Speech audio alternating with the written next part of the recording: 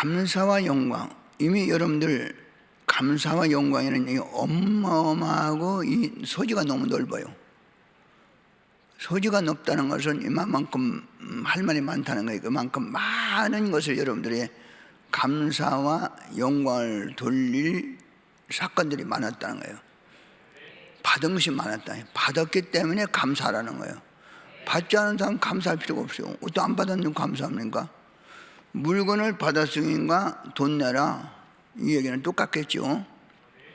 보여줬으니까 대가가 있어야 되지 않겠냐, 이런 얘기나 똑같은 얘기예요. 하나님께 감사하라, 영광을 위하라, 이건 자신 있게 할 수 있어요. 사람에게는 뭐 각자 것이니까 나는 모르겠어요. 하나님께는 분명코 받은 것이 커요. 첫째는 지구 세상을 받았어요. 지구를 받았다는 것은 뭔가니 우리 일생 가운데 가장 원하는 것 중 하나가 뭔지 압니까? 원하는 것 하나가 사랑할 수 있는 대상이 있어야 좋다는 거예요. 사랑할 수 있는, 자기가 사랑의 능력과 권세가 있어도 사랑할 수 있는 대상이 없으면 무서운 거예요. 그렇죠? 이건 어마어마하게 무진장하게 사랑할 수 있는 대상이 우주 만물입니다. 이 우주 만물, 진리도 않아요. 이게 우주 만물을 사랑하고 좋아하는 거. 맹간이 그만큼 혜택을 주니까 먹는 것도 만물이죠. 먹으니까 너무 좋아하고 사랑합니다. 예, 너무 좋아하죠. 사랑하고.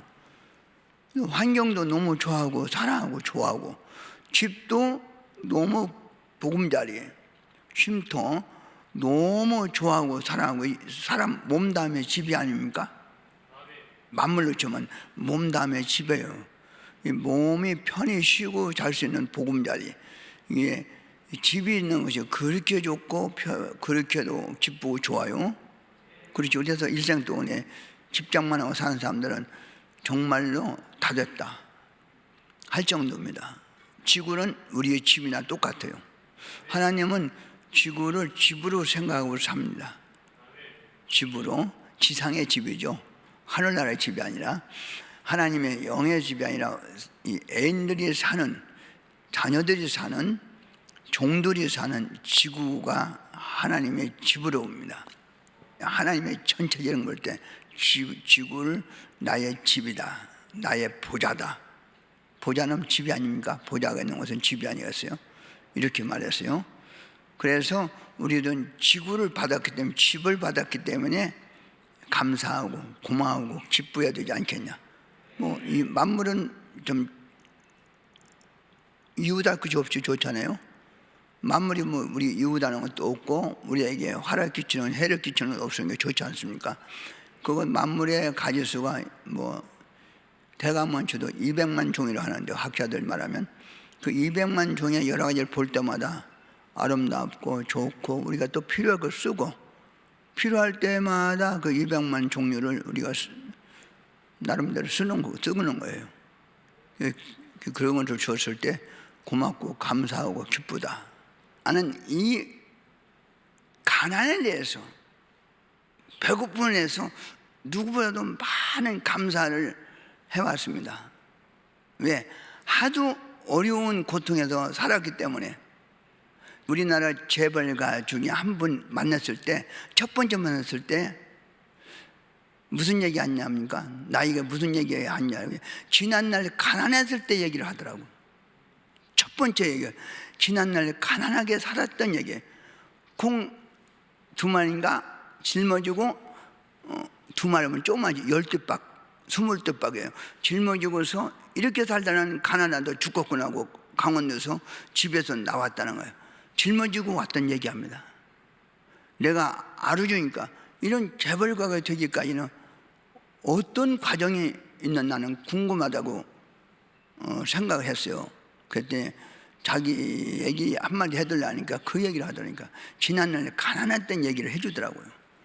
그러면서 빵꾸집에 차발통 빵꾸 때우는데 거기 가서 근무했다는 얘기, 그리고 10,000원, 20,000원씩, 1,000원, 2,000원 모아서 지갑에 넣을 때 그렇게 좋아, 보람을 느꼈다고. 그만큼 지금은 많은 100억, 200억 막 하루에 막 1,000억씩 벌어도 그때 벌어서 지갑에 넣을 때만큼 보람을 못 느낀대요. 부자가 된 보람이 뭐냐고 하니까 많은 사람들이 자기로 인해서 먹고 살게 30만 명의 직원들이 먹고 사는 그 보람이 가장 크다고 그러더라고요. 잘 되는 비법이 뭐냐니까 신용이라고 해요. 신용만 지키면 국가에서는 국가돈 막 주더라는 거예요. 신용을 지키면 잘 된다. 그때 난 뭘 깨달은 거야? 내가 하나님께 신용을 지켜야 되겠다 하고 깨달았어요. 재벌가들은, 큰 사람들은 말 한마디가 책 한 권씩 나오죠. 자문이요, 자문. 신용을 지켜야 한다. 그리고 또 하나는 뭐냐니까 정보. 신문을 계속 본대요. 나는 성경을 2000독씩 했다니까 그러면은 신문을 가장 빨리 본대요. 그래야 모든 정보를 빨리 안다는 거예요. 어떤 개인 정보가 아니라 민족의 일을 하려면 민족에 돌아가는 정보를 알려야 된다. 경제의 정보를. 아파트를 지하겠다, 지금 뭘 하겠다, 땅을 사왔다, 이런 정보가 빠르게 된다는 거예요. 그런 것들이라고 얘기를 해줬어요. 나도 그런 일을 했다고. 그래서 나는 성경을 읽었다고. 나는 신문을 많이 성경같이 읽었다고, 귀히 여겼다고 그러더라고요. 신용. 그 얘기는 그 얘기고, 그래서 가난한 얘기를 먼저 해주더라고. 그게 저기까지. 난 이렇게 저기까지 얘기가 한 5가지는 되는, 그 중에 한 가지는 거기 묻고 있는 것이 이 얘기예요. 먹을 때 감사하고, 감사하듯이 주니까 감사하고, 배고픔을 해결하니까 감사한 것이 너무너무 커지더라고요. 이 배고픔은 딱 하루만 밥 안 먹으면 바로 맥을 못 써요. 바로 설교에도 안 들어와요. 그래서 금식기도 너무 지나치게 하지 말라고, 오히려 해가 된다 하죠. 너무 먹고 싶으니까, 제대로 기운이 없으니까. 가난해서 구원해 준 것을 감사를 많이 했습니다. 알겠어요? 가난해서, 가난 속에서 구원해 준 것을 감사하라는 것입니다. 하나님. 이건 전체에 해당될 거예요. 지난날 생각하면 저마다 기구절창한 얘기든 누가 들을까봐 얘기도 할 수 없는 정도입니다. 그렇죠? 그냥 혼자 굶고 또 그냥 누가 볼까 하면서 그냥 라면이나 다 삶아 먹고 그냥 짬짬거리고 물이나 마시고 자고, 이런 가난과 여러 가지 허우적지는 가난. 지난날 가난의 주에서 지옥 고통을 겪으며 산 자들, 배고픈 고통, 그래서 구원받은 것을 정말로 감사해야 되겠습니다. 그러면 여러분들 지난날을 많이 잊었을 거예요. 6.25 터지면 막 그렇게 되고 전쟁이 일어나고. 그래서 그때 당시에 많은 사람이 가난하게, 우리 대한민국이 가난하게 살았어요. 대한민국이 지금 잘 살기는 굉장히 부자예요. 한국은 상당히 부자입니다.